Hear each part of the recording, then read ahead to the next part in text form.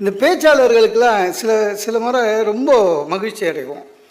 சில வாட்டி நம்மளை காலி பண்ணிட்டு போயிடுவாங்க. இந்த விடிய காலையில் சில சமயம் ஃபோன் வரும், புது நம்பராக இருக்கும்.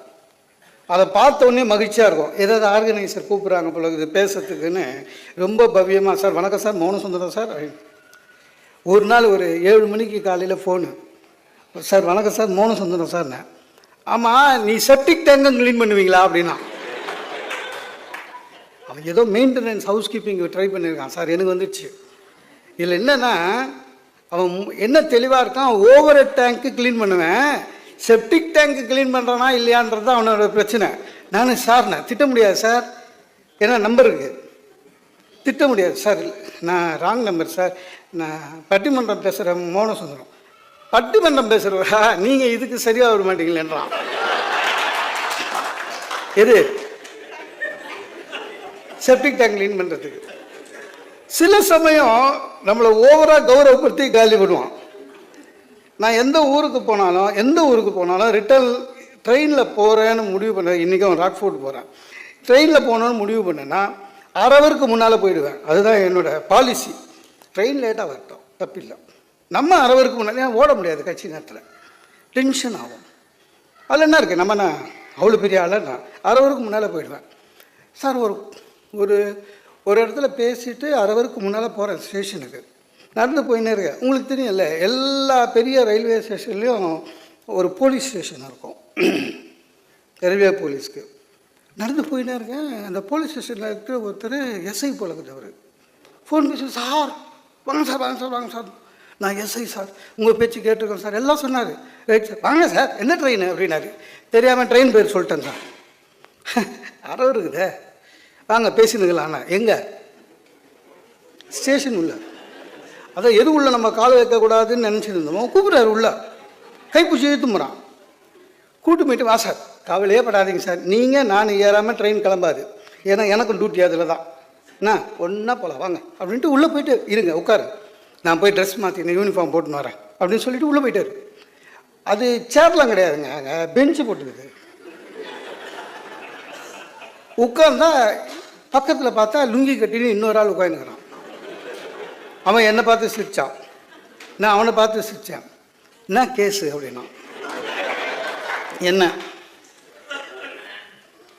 நீ என்ன கேஸு அப்படின்னா, இல்லை சார் தண்டவாளம் தாண்டு பிடிச்சின்னு வந்துட்டாங்க. நீ? நான் பிளாட்ஃபார்ம். அசல்டா, இப்போல்லாம் பிளாட்ஃபார்த்தில் இருந்தால் கூட பிடிக்கிறாளுங்களாம். அவர் நம்ம எஸ்ஐ வழிட்டாரு, கூட ஒரு 4 போலீஸு, எல்லா யூனிஃபார்மோட, செல்ஃபோன்லாம் செல்ஃபிலாம் எடுத்துக்கணும். வாங்க சார், நான் இந்த ஏசி கம்பார்ட்மெண்ட் வந்து என்ஜினுக்கு முன்னால் இருக்கும், என்னை கூட்டி முறைன்னு என்னை மரியாதை கொடுக்குறேன்னு என்ன பண்ணிட்டாங்க சார், என் பேக்கை ஒரு போலீஸ் எடுத்துக்கணும், 4 போலீஸு எஸ்ஐ, நடுவில் நான் நடக்கிறேன். ஏசி கம்பார்ட்மெண்ட் பக்கத்தில் கண்டிப்பாக ஒரு ஜென்ரல் கம்பார்ட்மெண்ட் இருக்கும், அன்ரிசர்வ்டு. அதில் ஜன்னல் ஓரத்தில் இருக்கிற ஒரு அம்மா சத்தமாக சொல்லுது, இந்த காலத்தில் எவனையும் நம்ப முடியலன்னு. அது என்ன நினச்சிக்கிச்சு, என்னை அரெஸ்ட் பண்ணி கூட்டி போகிறாங்கன்னு. கண்டிப்பாக எனக்கு தெரியும், அடுத்த நாள் அந்த அம்மா தினத்தந்தியில் தேடி இருக்கோம் என் பேரை, எங்கே ஆளை காணுமேன்னு. ரொம்ப கஷ்டம். சில சமயம் அப்படி தான். காமராஜ் பவனில் ஒரு சில்வர் ஜூப்ளி, மங்கையர் மலர்னு நினைக்கிறேன், பேசி முடித்தேன். 1 ஹவர் பேசினேங்க. பேசி முடித்தோன்னே எனக்கு பேமெண்ட்டு கொடுத்தாங்க, ஒரு கிஃப்ட் கொடுத்தாங்க பெருசு, 5 லிட்டர் குக்கர், இவ்வளோ பெருசு இருந்தது. நான் சென்னை உள்ளே வந்தால் ஸ்கூட்டரில் தான் வருவேன், ஈஸியாக தான். நான் காமராஜ் பவனுக்கு ஸ்கூட்டரில் போனேன், எந்த கைநீட்டிக்கு வேண்டாம். அதனால் என்ன பண்ணேன், போயிட்டு அந்த 5 லிட்டர் எடுத்து முன்னால் வச்சுன்னு ஸ்டார்ட் பண்ண போகிறோம். ஒருத்தர் கிடுக்கிட்டு ஓடியாந்தார். சில பேர் நம்ம புறப்படும் போது வந்து, சார் ஒரு செல்ஃபி எடுத்துக்கிறேன், நல்லா பேசுனீங்க, அதெல்லாம் சொல்லுவாங்க. அது சொல்கிறதுக்கு தான் வருவாராக்கன்னு வந்தார். கிட்டு வந்து, ஏஜென்ட்டுக்கெலாம் கிஃப்ட் கொடுக்குறாங்களா அப்படின்னா. அப்படின்னா என்ன அர்த்தம், அவர் ஏஜென்ட்டு கொடுக்குது அந்த பத்திரிக்கைக்கு. அவன் என்ன நினச்சின்னா, என்ன நான் மயிலாப்பூர் ஏஜென்ட்டு, எனக்கு மட்டும் கிஃப்ட் கொடுக்குறாங்கன்னு நினச்சிக்கினான். ஏஜென்ட் இல்லைங்க நான், பின்ன கிஃப்ட் வந்துக்குது அப்படின்னா. பேசுனா கொடுத்தாங்க, யார்கிட்ட பேசினேன் அப்படின்னா. அவன் ஏதோ ஆர்கனைசர்கிட்ட நான் பேசி அதை வாங்கி வந்துட்டேன், அது யாருன்னு சொன்னால் இவர் போய் சண்டை போட்டு வாங்கிக்கிறதுக்கு. இல்லைங்க மேடையில் ஒரு அவர் பேசினேங்க, நான் உள்ளே தானே இருந்தேன் அப்படின்னா. சார் உள்ளே இருந்திருக்கார் சார் அவர், நான் ஒரு ஹவர் பேசுனதை கேட்டிருக்காரு.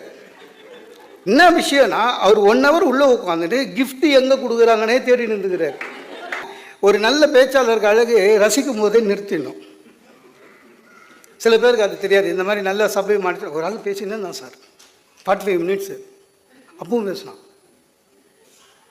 நல்லா ரசித்தாங்க. அவங்களுக்கு என்ன ஆகிடுச்சு, இந்த மாதிரி ஒரு நல்ல ரசிகர் கூட்டம் இன்னொரு வாட்டி கிடைக்குமோ கிடைக்காதோன்னு நினச்சி இன்னொரு 5 நிமிஷம் எக்ஸ்டெண்ட் பண்ணான். ஆடியன்ஸும் பெருந்தன்மையாக போட்டோம் அப்படின்னு விட்டாங்க. இன்னொரு 5 நிமிஷம் எக்ஸ்பெக்டாக ரெஸ்ட்லெஸ் ஆகிட்டாங்க. அந்த ஒருத்தர் நேராக வந்து பக்கத்தில் நின்னார். இங்கேயே வந்துட்டீங்க, பேசுடா பேசு, உன்னால் எவ்வளோ முடியுமோ பேசு. இல்லை நீ பேசிட்டு உட்கார், நான் ஒரு 1/2 ஹவர் பேசுகிறேன். ஏன்னா உட்காந்து பாதியா தெரியும் முதுகு வலி. விழா ஆரம்பத்திலிருந்து போனால் போதுன்னு உட்காந்துக்கிறோம், பேசினே இருக்கேன்.